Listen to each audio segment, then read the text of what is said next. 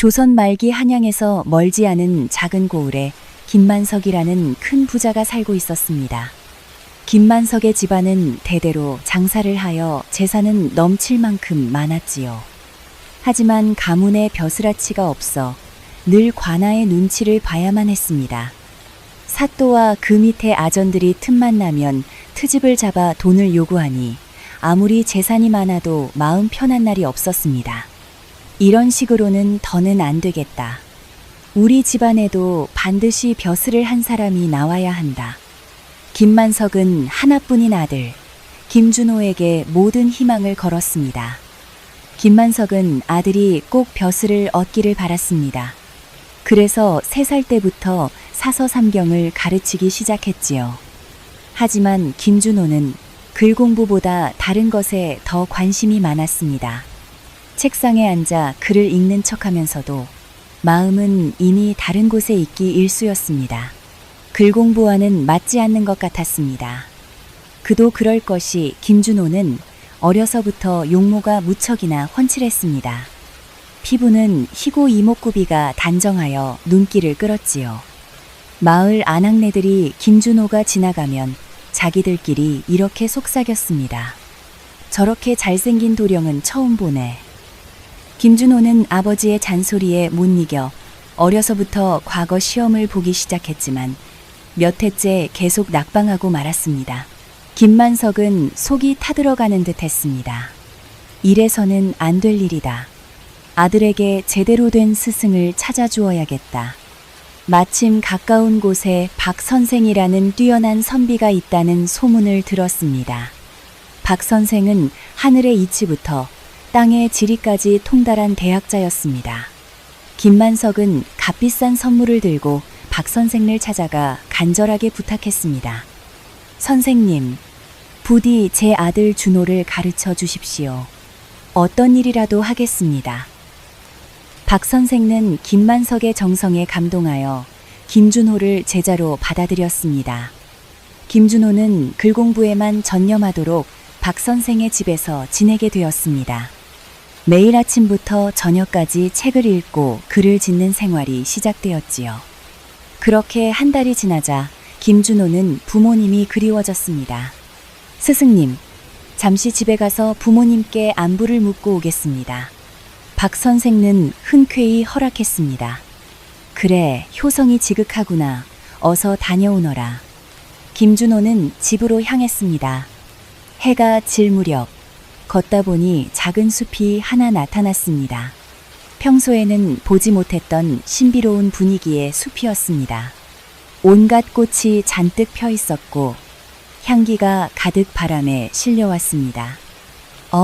이런 곳이 있었나?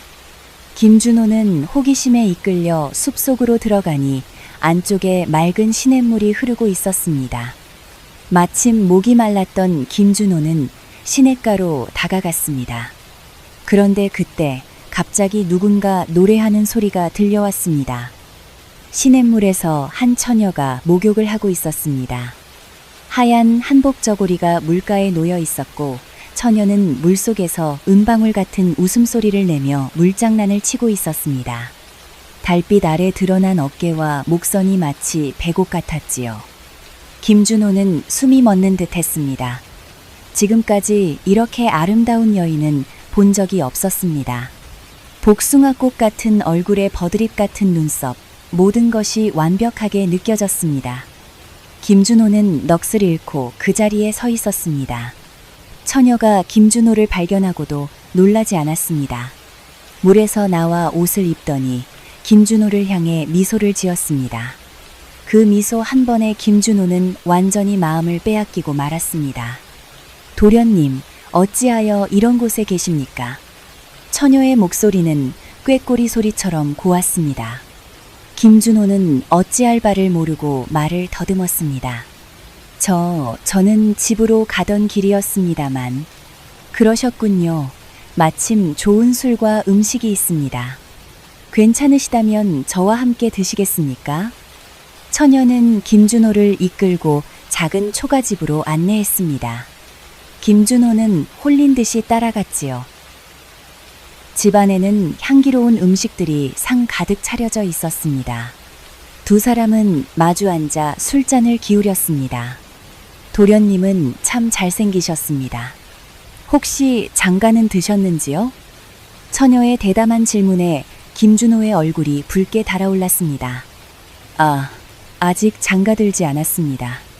아버님께서 과거에 급제한 후에야 혼인하라고 하셨습니다. 처녀가 소리내어 웃었습니다.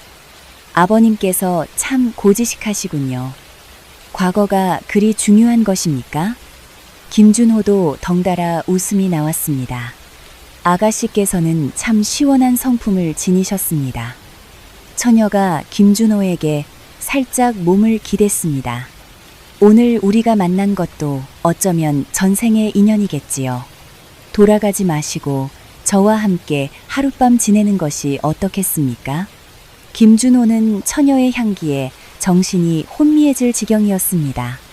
처녀가 손을 잡아당기자 저도 모르게 일어섰습니다. 처녀는 이부자리가 깔린 방으로 김준호를 데리고 갔습니다. 두 사람은 밤이 깊어가는 줄도 모르고 정을 나누었습니다. 다음 날 새벽, 김준호는 아쉬운 마음으로 처녀와 작별했습니다. 정작 고향집에는 가지도 못한 채 박 선생의 집으로 돌아왔습니다. 김준호는 하루 종일 멍하니 있었습니다. 책을 펴놓고 있어도 글자가 눈에 들어오지 않았습니다. 온통 어젯밤 만났던 처녀에 대한 생각뿐이었습니다. 박 선생은 이상하게 여겨 물었습니다. 왜 이리 멍하니 있느냐? 어디 몸이 편치 않은 것이냐? 김준호는 깜짝 놀라 거짓으로 둘러댔습니다. 어젯밤 부모님과 늦도록 이야기하느라 잠을 설쳐서 그렇습니다.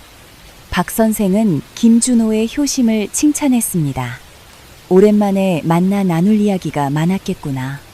부모님도 아들의 안부가 궁금했을 것이다. 잘하였다.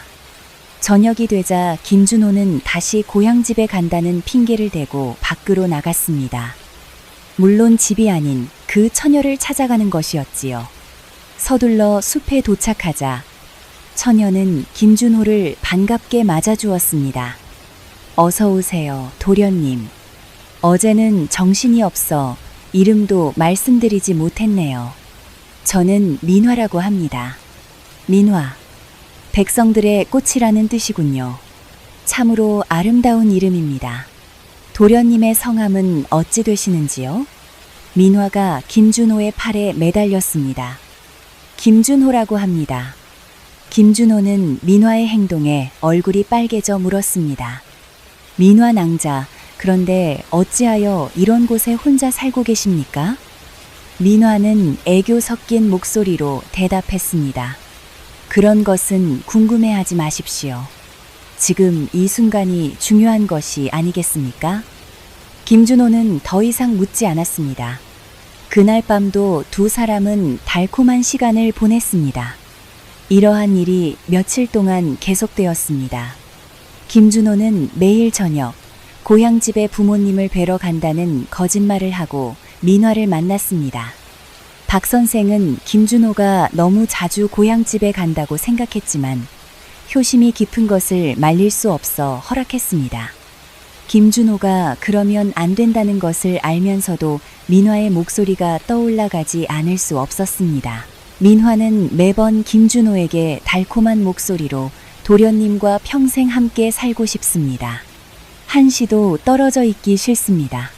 라고 말했습니다. 그럴 때면 김준호도 나도 그렇소. 과거에 급제하면 반드시 그대를 아내로 맞이하겠소. 라고 굳게 약속했습니다. 그런데 며칠이 지난 어느 날 저녁 박 선생에게 하인 하나가 찾아왔습니다. 바로 김준호의 고향집에서 온 하인이었습니다. 하인이 박 선생에게 고개를 숙이며 말했습니다. 선생님, 저희 도련님께서 이곳에 머무신 지 벌써 2달이 되어 가는데 집에 한 번을 들르지 않으셨습니다. 마님께서 도련님을 몹시 그리워하시며 오늘 밤만이라도 집에서 묵고 가시라 하셨습니다. 그 말을 들은 박 선생은 깜짝 놀랐습니다. 아니, 그게 무슨 소리냐? 준호 도령은 요즘 매일 밤 부모님의 안부를 살핀다며 집으로 향했는데 방금도 고향집에 간다고 길을 떠났다. 그럴 리가 없습니다. 도련님께서는 댁에 한 번도 오신 적이 없습니다. 박 선생은 일이 아주 잘못되었다고 생각했습니다. 스승으로서 제자를 맡아 가르치는데 그 제자가 거짓말을 하고 밤마다 어디론가 사라진다니 이 일을 어찌 그 부모에게 설명할 수 있겠습니까? 여봐라. 우선 이 일은 너의 주인 어른께 전하지 말고 내일 아침 일찍 이곳으로 오시라고만 전하거라. 내가 직접 자세히 말씀드리겠다. 하인이 돌아간 뒤 박 선생은 걱정스러운 마음에 밤잠을 설쳤습니다. 다음 날 아침 일찍 김준호의 아버지인 김만석이 찾아왔습니다. 박 선생이 그간의 일을 모두 이야기하자 김만석의 얼굴은 하얗게 질리고 말았습니다. 아니, 이게 다 무슨 말씀이십니까? 그렇다면 제 아들 준호가 대체 매일 어디를 다녀왔단 말입니까? 김만석은 자신의 아들이 본래 글 공부보다는 다른 데에 관심이 많다는 것을 잘 알고 있었습니다. 혹시 아들이 못된 길로 빠져 기방이라도 드나드는 것은 아닌지 덜컥 겁이 났습니다. 바로 그때 김준호가 밖에서 돌아왔습니다. 밤새 민화와 있다가 날이 밝자 돌아온 것이지요. 김준호는 방 안에 아버지가 앉아 있는 것을 보고는 화들짝 놀랐습니다. 아, 아버님? 어쩐 일로 여기까지 오셨습니까? 김만석이 자리에서 벌떡 일어났습니다. 이놈! 그동안 밤마다 어디서 무엇을 하고 다녔느냐? 어서 사실대로 말하렸다. 김준호는 어찌할 바를 모르고 그저 고개만 숙였습니다. 박 선생 또한 엄한 목소리로 물었습니다. 네가 매일 밤 고향집에 다녀온다 하였는데 왜 댁에서는 한 번도 온 적이 없었다고 하느냐? 대체 밤마다 어딜 갔던 것이냐? 김준호는 더는 숨길 수 없다고 생각하여 모든 사실을 털어놓았습니다.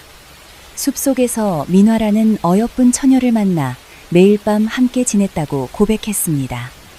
김만석과 박 선생은 그 말을 듣고 더욱 놀랐습니다.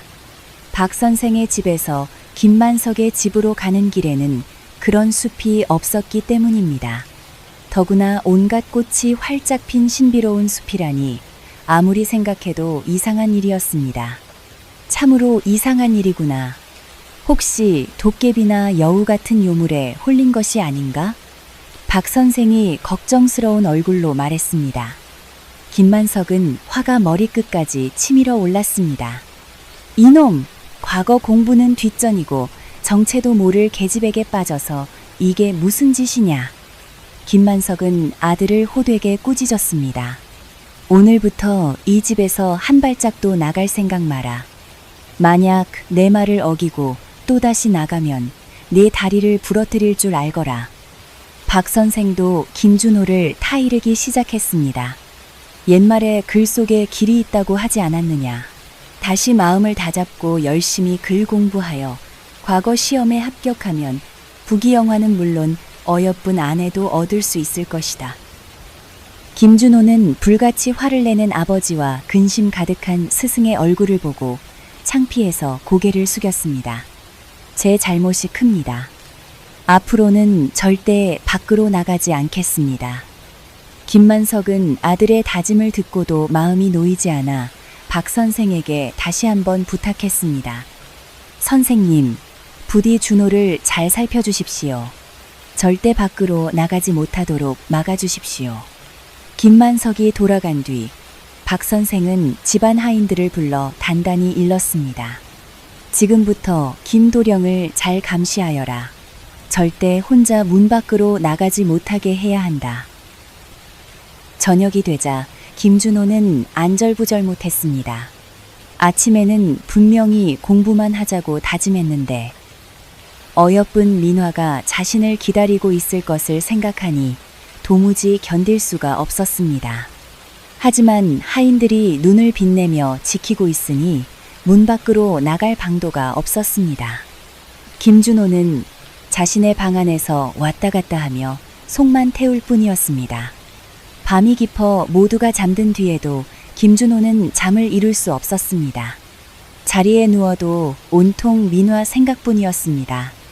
그녀의 고운 얼굴과 달콤한 목소리, 부드러웠던 손길까지 모든 것이 눈앞에 아른거렸습니다. 바로 그때였습니다. 갑자기 싸늘한 바람 한 줄기가 방 안으로 훅 불어왔습니다. 김준호가 으스스한 기분에 몸을 일으켜 보니 놀랍게도 민화가 그의 잠자리 앞에 서 있는 것이었습니다. 민화 낭자. 김준호는 반가운 마음에 소리를 지를 뻔하다가 황급히 제 입을 막았습니다. 민화가 자신의 입술에 손가락을 가져다 대며 조용히 하라는 눈짓을 보냈습니다. 두 사람은 소리 없이 정을 나누었고 어느덧 새벽이 되자 민화가 몸을 일으켰습니다. 이제는 가봐야겠습니다. 오늘 밤에 다시 오겠습니다. 그 순간 김준호의 머릿속에 문득 이상한 생각이 스쳤습니다. 방문은 분명 굳게 잠겨 있었는데 민화는 대체 어찌 들어온 것일까요? 민화 낭자, 그대의 정체가 무엇입니까? 혹시 사람이 아닌 것입니까? 그렇다면 사실대로 말해 주십시오. 민화가 까르르 웃더니 미소를 지으며 말했습니다. 네, 도련님. 무엇을 감추겠습니까? 저는 사람이 아닌 요물입니다. 그런데도 제가 무섭지 않으십니까? 김준호는 여전히 아름다운 민화를 바라보다 마음을 먹은 듯 대답했습니다. 무섭지 않습니다. 그대가 사람이든 요물이든 아무 상관없습니다. 나는 낭자를 사랑하오. 민화의 얼굴에 기쁜 표정이 떠올랐습니다. 민화는 김준호에게 다가가 입을 맞추려고 하다가 창 밖에서 해가 떠오르는 것을 보고 물러났습니다. 도련님, 오늘 밤 다시 만나요. 이 말을 남기고 민화는 연기처럼 사라져 버렸습니다. 김준호는 민화가 사람이 아닌 요물이라는 것을 알았지만 이상하게도 조금도 두렵지가 않았습니다. 그녀의 고운 모습의 마음이 완전히 홀려버린 탓인지 오히려 애틋한 마음만 커졌습니다. 그날 밤부터 민화는 매일 밤이 깊어지면 찾아왔다가 새벽달기 울 무렵이면 사라졌습니다. 그런데 김준호는 날이 갈수록 몸이 약해지기 시작했습니다. 얼굴은 종이장처럼 하얘지고 늘 기운 없이 멍하니 앉아 있었습니다. 박 선생이 걱정이 되어 물었습니다. 준호 도령, 요즘 왜 그렇게 기운이 없느냐? 수저도 제대로 들지 않고 그저 넋이 나간 사람 같구나. 김준호는 차마 사실대로 말하지 못하고 대답을 얼버무렸습니다. 사실 매일 밤 민화와 기운을 나누다 보니 몸이 그 요사스러운 기운을 견뎌내기 어려웠던 것입니다. 하지만 민화 없는 하루는 이제 상상할 수도 없었습니다. 어느 날 밤 민화가 작고 동그란 약 하나를 내밀었습니다. 도련님, 이것을 드셔보세요. 기운이 샘솟을 것입니다. 김준호가 그것을 받아 먹자 신기하게도 지친 몸에 힘이 솟아났습니다. 피로가 말끔히 가시고 정신이 맑아지는 듯했습니다. 그 후로도 민화는 가끔씩 그런 신비한 약을 주었습니다. 민화 낭자, 이 약은 대체 어디서 구하는 것입니까? 그런 것은 궁금해하지 마십시오.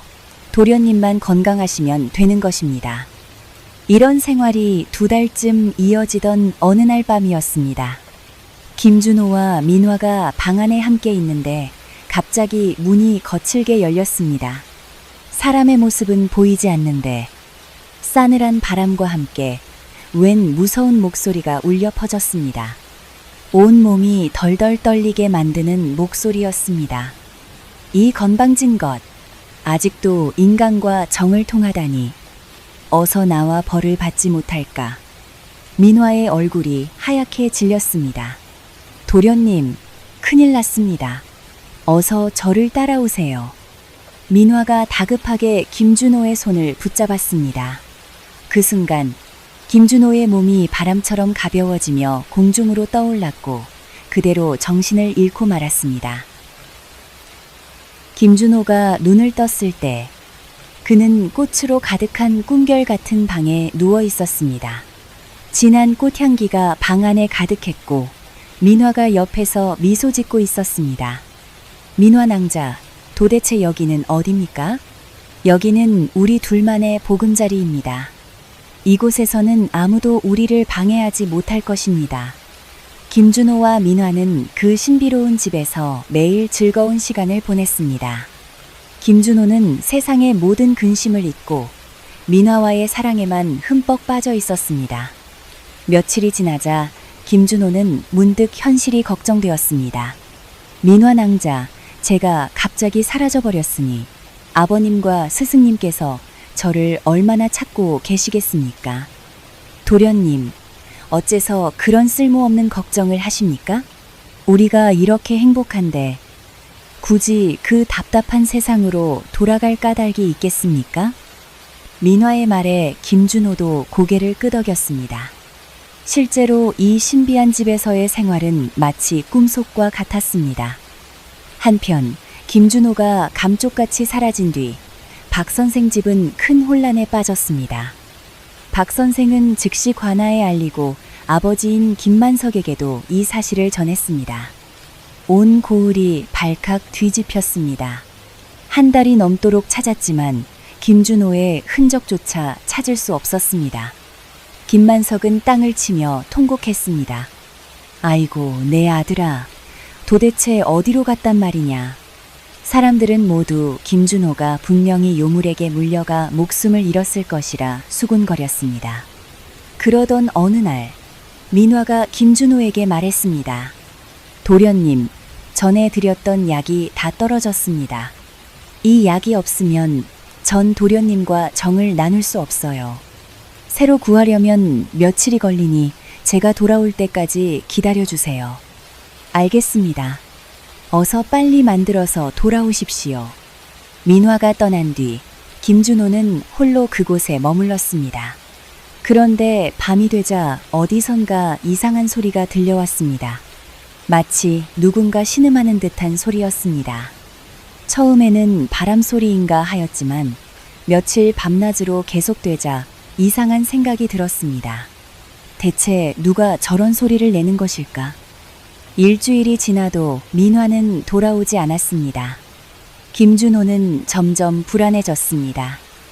열흘쯤 지나서야 민화가 돌아왔습니다. 도련님, 기다리게 해서 죄송합니다.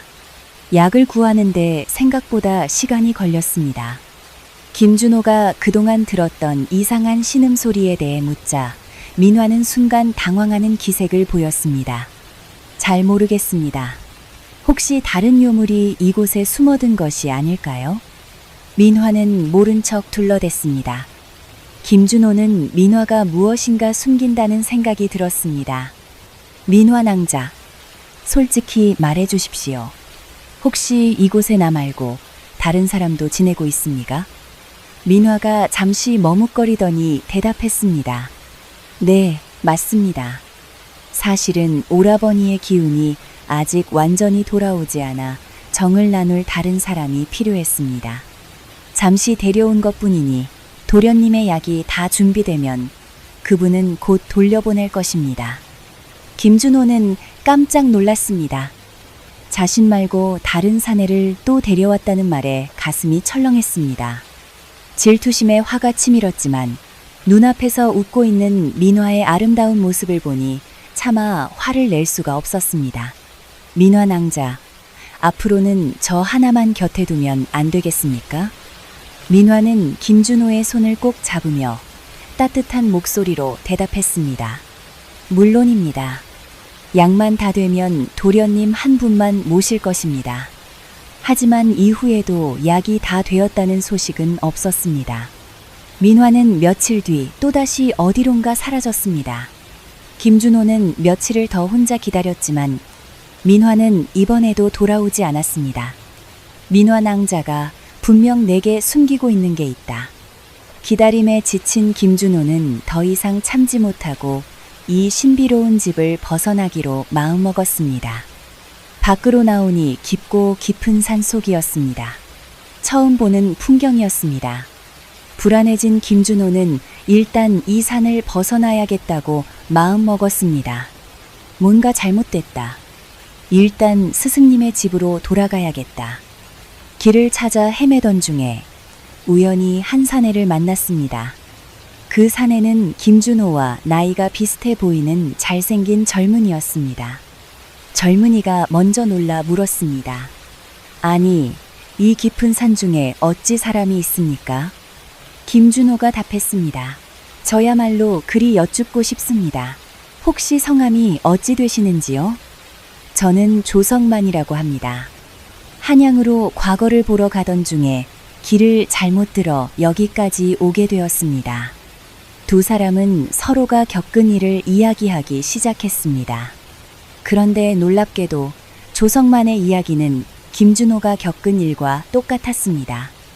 어여쁜 여인을 만나 사랑에 빠졌고 그 여인이 자신을 이곳으로 데려왔다는 것이었습니다. 김준호는 떨리는 마음을 감추며 젊은이에게 물었습니다. 혹시 그 여인의 이름이 민화가 아닙니까? 김준호의 말에 조성만이 소스라치게 놀랐습니다. 아니, 민화를 어찌 알고 계십니까? 그제야 김준호는 모든 것을 깨달았습니다.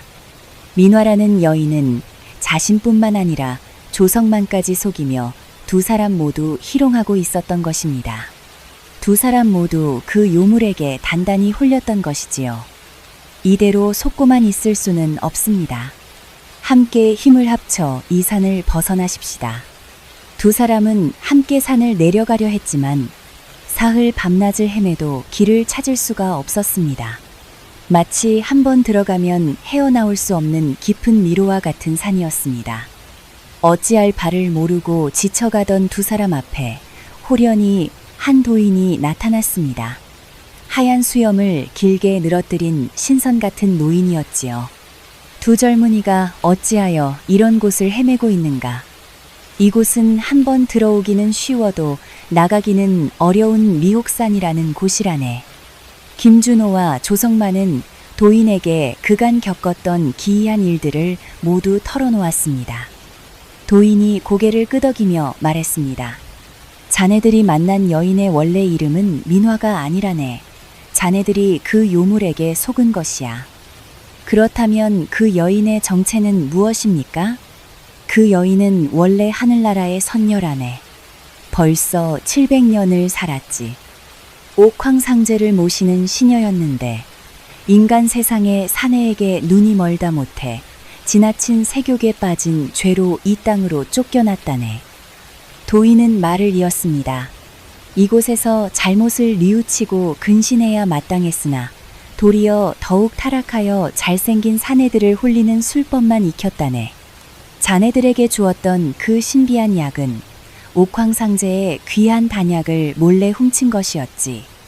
김준호가 어느 날 밤 민화를 부르던 무서운 목소리에 대해 이야기하자 도인이 답했습니다. 그것은 하늘나라에서 보낸 사자였을 것이네. 그 선녀가 계속해서 말썽을 부리니 잡아 가두려고 했던 게지. 그래서 선녀가 자네를 데리고 이곳으로 급히 도망친 것이고, 그럼 그 선녀는 지금 어디에 있는 것입니까? 아마도 또다시 하늘의 단약을 훔치려다가 붙잡혔을 게야. 그러니 돌아오지 못하는 것이지. 모든 사실을 알게 된 두 젊은이는 도인에게 간곡히 부탁했습니다. 도사님, 부디 저희를 이 산에서 벗어나게 해주십시오. 도인이 손에 든 부채를 한번 휘두르자 두 사람은 순간 눈앞이 캄캄해졌습니다. 잠시 후 정신을 차려보니 각자 자신의 집 대문 앞에 서 있었습니다. 김준호가 집문을 두드리자 어머니가 나왔습니다.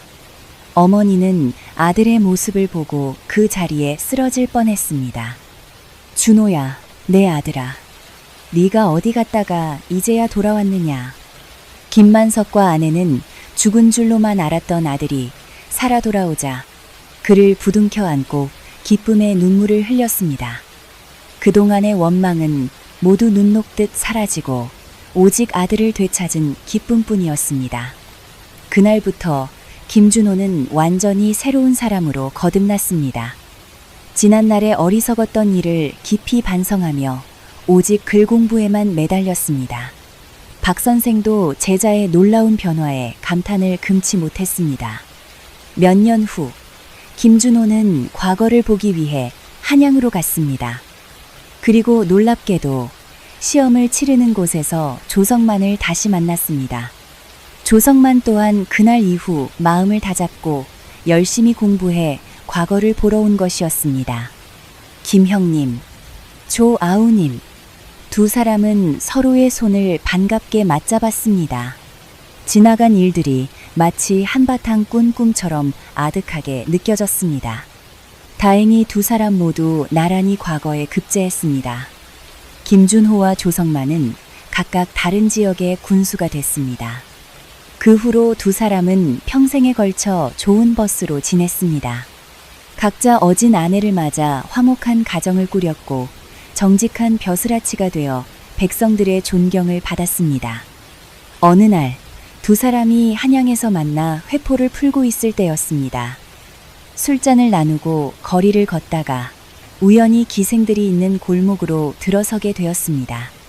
그런데 저만치 앞에서 낯익은 얼굴의 여인이 한 사내에 팔짱을 끼고 걸어가고 있었습니다. 저 여인은 민화가 아니오. 두 사람은 깜짝 놀랐습니다. 민화는 예전처럼 여전히 고왔지만 어딘지 모르게 초라하고 기운이 없어 보였습니다. 두 사람이 자신도 모르게 그쪽으로 다가가려 할 때 호련히 지난날의 그 도인이 나타났습니다. 도인은 두 사람을 가로막으며 인사했습니다. 젊은이들, 여기서 다시 보는구려. 도사님, 어째서 민화가 저곳에 있는 것입니까? 저 선녀는 하늘에서도 끝내 잘못을 뉘우치지 않았네. 결국 모든 신비한 힘을 잃고 평범한 인간이 되어 이 세상으로 쫓겨났다네. 이제는 그저 이름 없는 기생일 뿐이야. 도인이 두 사람을 바라보며 말했습니다. 그대들은 이제 나라의 훌륭한 일꾼이 되어 앞길이 밝으니 부디 지나간 일에 마음 쓰지 말고 오직 바른 길만을 걸어가시게. 김준호와 조성만은 말없이 고개를 끄덕였습니다. 그 후로 두 사람은 다시는 그런 곳에 걸음하지 않았습니다. 각자의 아내를 아끼고 사랑하며 평생을 행복하게 살았습니다. 훗날 세월이 흘러 어떤 산에 젊고 지혜로운 스님 한 분이 나타났다고 합니다. 그 스님은 그릇된 욕심에 빠진 사람들을 만나면 지나친 욕정은 자신과 남을 해치는 독과 같으니 마음을 바로잡고 바른 길로 가시오 라고 말하며 그들을 깨우쳐 주었다고 합니다. 사람들 사이에서는 그 스님이 바로 지난날의 잘못을 뉘우친 민화였을 것이라는 이야기가 전해진다고 합니다. 옛 이모 영상을 빠르게 만나보시려면 가운데 동그라미를 클릭하여 구독을 눌러주세요. 새로운 영상이 올라오면 알림이 옵니다. 다음 동영상과 추천 영상도 재미있으니 많은 시청 바랍니다. 감사합니다.